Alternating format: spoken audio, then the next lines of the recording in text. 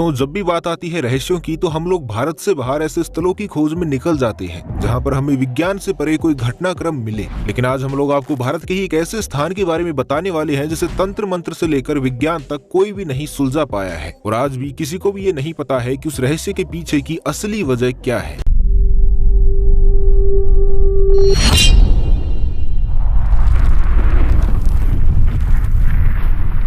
केरल में स्थित पद्मनाभ स्वामी मंदिर रहस्यों का भंडार है और संपूर्ण विश्व में इसके रहस्यों की चर्चा है। देखने में तो यह अत्यंत भव्य और विशाल लगता है, लेकिन इसके अलावा और भी अनेक तरह के रहस्य इस मंदिर के गर्भ में समाहित हैं। ये मंदिर आस्था का प्रतीक तो है ही, साथ ही साथ अपार धन संपदा के कारण ये संपूर्ण विश्व के सामने आकर्षण का केंद्र बना हुआ है। अगर ग्रंथों की माने तो 5000 साल पहले जब मानव जाति ने कलयुग में अपना पहला कदम रखा था तो ग्रंथों के अनुसार उस समय भी ये मंदिर वहाँ पर उपस्थित था। लेकिन बाद में 18वीं शताब्दी के आसपास त्रावणकोर के राजाओं ने इस मंदिर की आकृति को पुनः निर्मित किया और उसके ढांचे को एक नया रूप दिया, जिसका अर्थ ये है कि आज आप जिस मंदिर के ढांचे को अपने सामने देखते हैं वो 18वीं शताब्दी में त्रावणकोर के राजाओं द्वारा बनवाया गया था। इस मंदिर के इतिहास में एक और रोचक किस्सा भी शामिल है और वो ये कि देश की आजादी के बाद जब सभी मंदिर सरकार के कब्जे में आ रहे थे तो पद्मनाभ स्वामी मंदिर को सरकार ने अपने अंडर में ना लेकर राजा मार्तंड वर्मा और उनके परिवार वालों को ही इसकी देखरेख की पूरी जिम्मेदारी दे दी और आज के वर्तमान समय में भी यही शाही परिवार एक प्राइवेट ट्रस्ट बनाकर उस मंदिर की पूरी व्यवस्था को देख रहा है। जैसा कि मंदिर के नाम से ही पता चलता है कि ये मंदिर श्री भगवान विष्णु का है और इस मंदिर को लेकर ऐसी मान्यता है कि त्रावणकोर के महाराजा ने यहाँ बहुमूल्य हीरे जवाहरात छिपा कर रखे थे ताकि कभी राज्य पर या किसी पर भी कोई भी विपत्ति आई तो उस बुरे समय में ये धन काम में आ जाए। महाराजा का ये सख्त आदेश था कि जिस जगह पर धन रखा हुआ है उन दरवाजों को कोई भी नहीं खोलेगा।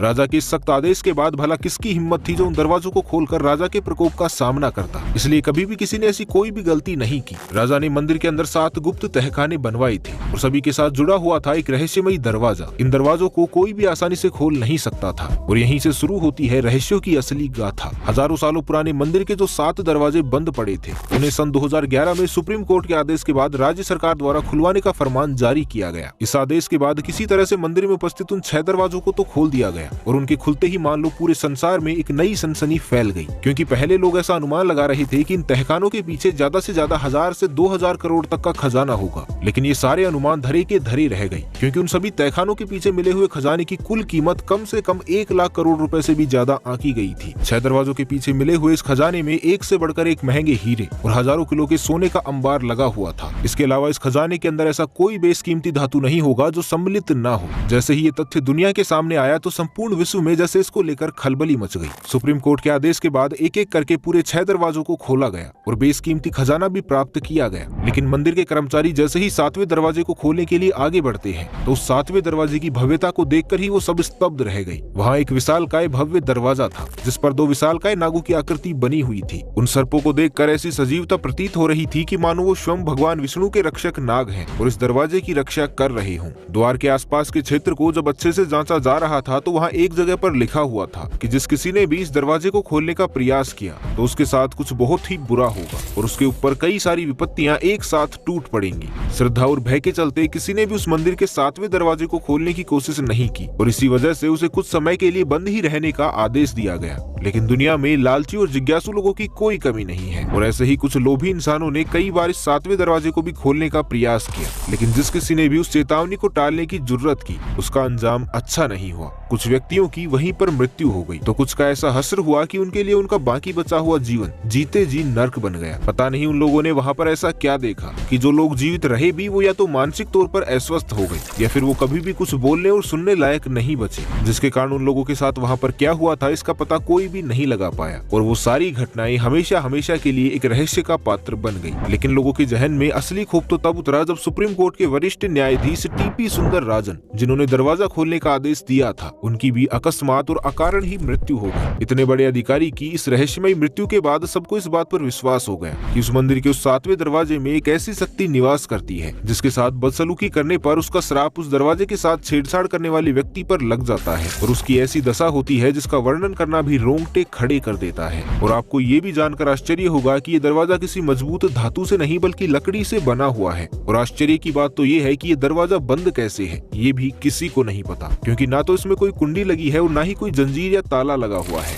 हालांकि धार्मिक विद्वान ये मानते हैं कि दरवाजा मंत्रोच्चार के द्वारा बंद किया गया था और दरवाजे पर जो 2 नागों की विशाल आकृतियां बनी हुई है उसे देखकर पंडित और विद्वान इस बात का अंदाजा लगाते हैं कि या तो ये सर्प भाषा के प्रयोग से बंद है या नागपाश जैसे मंत्रों के प्रयोग से इसे बंद किया गया है। नागपाश जैसे मंत्रों के द्वारा इसे बंद किए जाने के कारण अब इसे सिर्फ गरुड़ मंत्र के उच्चारण के द्वारा ही खोला जा सकता है, लेकिन बड़े बड़े साधु सन्यासी भी गरुड़ मंत्रों के शुद्ध उच्चारण में असमर्थ हैं। और दूसरी बात ये भी है कि इस विधि में जरा सी भी चूक अनर्थ का कारण बन सकती है। इसी कारण से आज तक इस दरवाजे को मंत्रों के द्वारा खोलने का भी प्रयास नहीं किया गया है और न ही आगे किए जाने के कोई आसार है। हालांकि कई इतिहासकारों ने अपनी पुस्तक में इस बात का वर्णन किया है कि साल 1910 से 1932 के बीच जब कभी भी उन्होंने इस दरवाजे को खोलने का प्रयास किया या फिर उसके आसपास भी जाने की कोशिश की तो 7वें दरवाजे के पास उन्हें कई सारे सांप एक झुंड में किसी रक्षक मुद्रा में दिखाई दिए। इतिहासकारों के अनुसार उनकी मुद्रा को देखकर ऐसा लग रहा था कि जैसे वो 7वें दरवाजे के पीछे किसी चीज की रक्षा कर रहे हो। हालांकि जब धर्म और आस्था से जुड़े हुए लोगों के सामने इस बात का जिक्र किया गया तो उनमें से कई लोगों ने इस बात का अंदाजा लगाया कि उस दरवाजे के पीछे शेषनाग का कोई अंश उपस्थित हो सकता है जो इस कलयुग में कल्कि अवतार के साथ किसी भूमिका को निभाने के लिए तत्पर हो,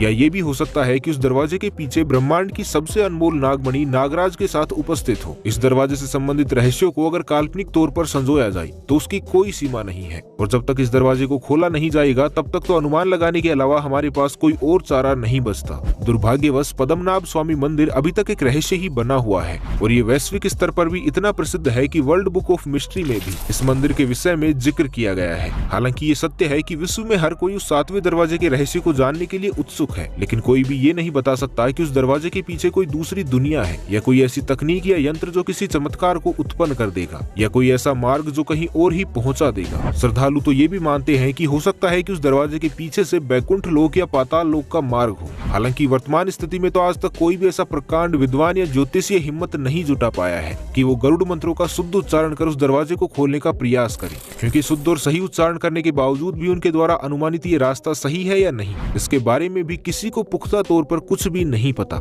हालांकि आपको क्या लगता है, वास्तविकता में इस दरवाजे के पीछे क्या हो सकता है? हमें नीचे कमेंट करके जरूर बताइएगा। तो मिलते हैं किसी और वीडियो में।